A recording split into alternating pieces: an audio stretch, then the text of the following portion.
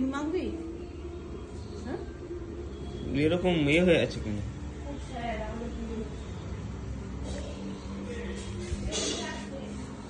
কেমন লাগছে?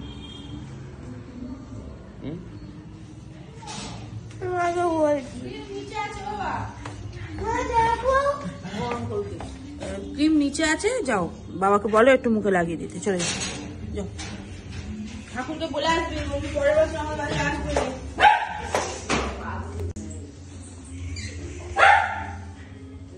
Good morning সবাইকে, সবাইকে হ্যাপি সরস্বতী পুজো। আজকের মনটা খুবই খারাপ, কারণ লাস্ট 15 বছর ধরে আমাদের বাড়িতে সরস্বতী ঠাকুর তোলা হয়, কিন্তু এবছর শারীরিক কন্ডিশন খারাপ থাকার জন্য আমার প্লাস মার, যারাই আর কি পুজোর জোগাড়গুলো করি, তো সেই জন্যে এবছর পুজোটা আমরা অফ দিয়েছি। কিন্তু মনটা খুব খুব খুব খারাপ, কিন্তু কিছু করার নেই। আর গোটা রান্নারও ব্যাপার রয়েছে। দিদি আজ থেকে 15 দিন প্রায় আসবে না, পুরো লোডটাই আমার ওপরেই থাকবে। তো সব মিলিয়ে জানি না কিভাবে কি করব, করতে তো হবেই। যাই হোক, তো চলো, তোমরা খুব ভালো করে নিশ্চয়ই অনেকে অবশ্য কালকেরও পুজো এনজয় করেছো, আর অনেকে আজকের করছো, যেহেতু 2 দিন ধরে পড়েছে। তো যাই হোক, চলো আজকের ব্লগটা এখন থেকে শুরু করছি। আশা করছি আজকের ব্লগটা দেখতেও তোমাদের খুব ভালো লাগবে। তোমরা দেখতেই পেলে মিমোর আজকের মনটা খুব খারাপ, আমারও খুব খারাপ যে বাড়িতে পুজো হয় প্রত্যেক বছর, এবছর পুষ্পাঞ্জলি দিতে ওকে পাড়ায় যেতে হচ্ছে। এটা একটু কষ্টই হচ্ছিল ওর। আর পাড়ায় গিয়ে দেখেছে যে অনেক সকালবেলায় পুষ্পাঞ্জলি হয়ে গেছে, তাই পাড়ায় দিতে পারেনি। ওর বাবার সঙ্গে তাই আর একটা জায়গায় যাচ্ছে, ওর বাবা স্ট্যান্ডের কাছে। তো ওই জন্য ওর মুডটা খুব খারাপ ছিল আজকে। মনটা খারাপ কেন?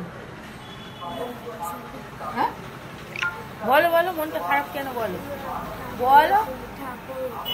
ঠাকুর ওঠেনি বলো? পরের বছর তো আবার উঠবে। ঠাকুরকে বলে এসছিস যে আমাদের বাড়ি পরের বছর আসবে? বলতে ভুলে গেলি?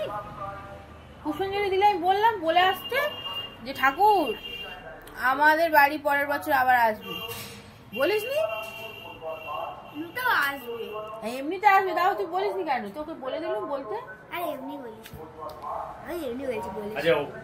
কি বক্তব্য কি? মোটামুটি গোটা রান্নায় দেওয়ার জন্য যা যা মশলা আমি দিই সেগুলো এইরকম ভাবে সব মেপে মেপে আনিয়েছি। এবারে সেগুলো এখানে ফ্রাইং প্যান বসিয়ে দিয়েছি। এবারে ওটাকে একটু রোস্ট করে আর তারপরে মিক্সিতে গ্রাইন্ড করে নেব। তো এখানে দেখেই নাও যে আমি প্রথমে একটা মশলা রেডি করছি, যেটার মধ্যে গোটা জিরে, শুকনো লঙ্কা, তেজপাতা আর গোটা গরম মশলা রয়েছে। এটাকে ড্রাই রোস্ট করে তারপরে আমি গ্রাইন্ড করে নেব।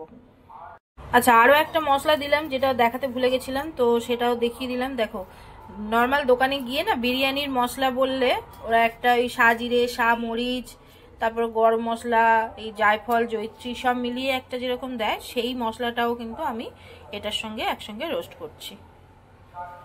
তো এখানে আমি দেখো মিক্সিতে নিয়ে নিয়েছি, তো একটুখানি ঠান্ডা হলে তারপরে গ্রাইন্ড করব।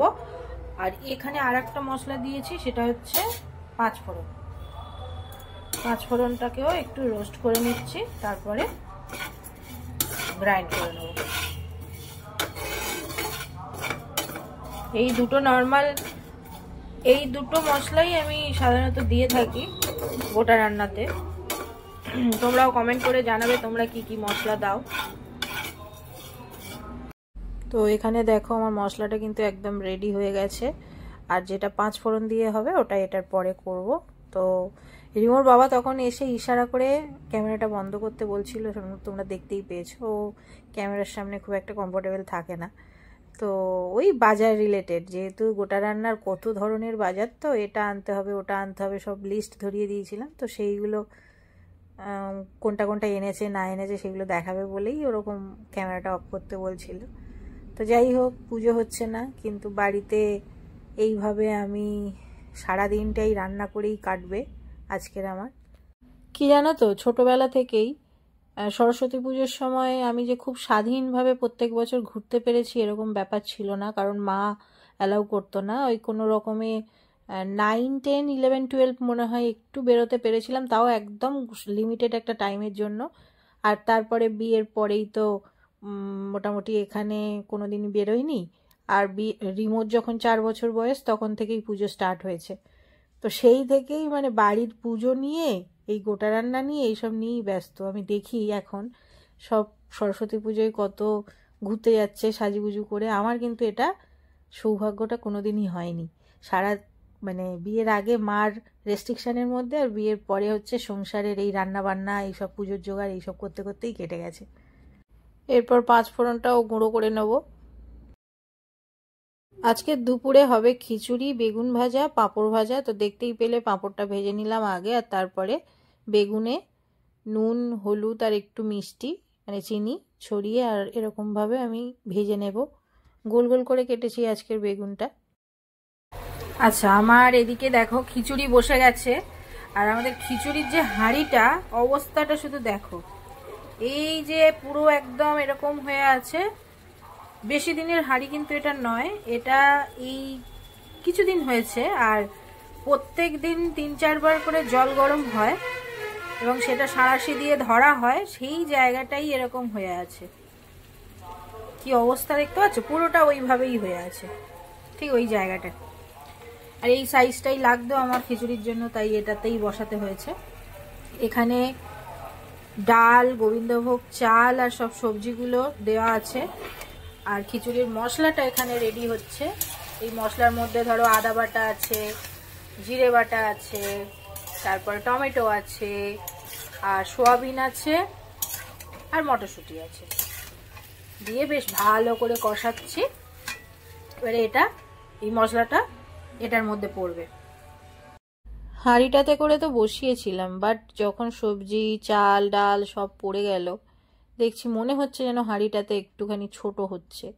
মানে ঠিক প্রপার আরও একটু জল দিতে হবে, কিন্তু জল আমি দেওয়ার মতন সেই প্লেস পাচ্ছি না। তো তাই মশলাটা দিয়ে একটু নেড়ে চেড়ে আর আমি অন্য একটা জায়গায়, মানে অন্য একটা গামলার মধ্যে খিচুড়িটাকে ঢেলে দেবো ফোটানোর জন্য। না হলে ভালো করে না ফুটলে কি বলতো, টেস্টটা ভালো আসবে না। হাঁড়িতে ধরছিল না, তাই আবার আমাকে এখানে এই গামলাটাতে ঢালতে হয়েছে। এটাতে করেই হোক।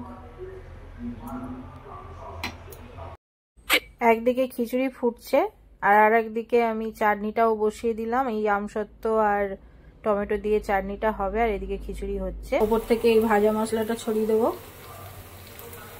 ব্যাস, আমার খিচুড়ি ডান। আজকের ব্লগটা এমনিতেই অনেকটা বড় হয়ে গেছে, আর বিকেলের গোটা রান্নার পার্টটাও যদি এটার সঙ্গে অ্যাটাচ করি তাহলে ব্লগটা অনেক বড় হয়ে যাবে। তাই এই ব্লগটা এখানেই এন্ড করছি। গোটা রান্নারটা পরের ব্লগে থাকবে। তো চলো, টাটা, সবাই ভালো থেকো।